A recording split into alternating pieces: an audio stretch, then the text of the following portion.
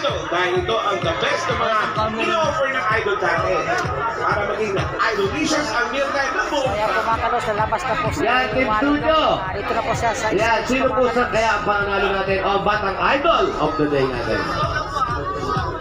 Ito na nga, Mayor. Congratulations! Our batang idol of the day is contestant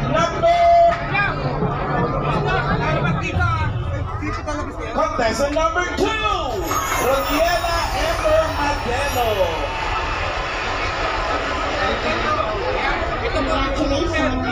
Thank you. Yan, meron kayo na. Congratulations. Mga 15,000 pesos, Nela. Thank you din kay Jillian. Meron ka ng 5,000 pesos. Plus, may mga regalo kayo mula sa CDO Idol Cheese Dog. At yung mga magulang na mayroon kayong mga anak o mga bata sa idol din sa bahay ninyo, saan man kayo naroroon. Ako,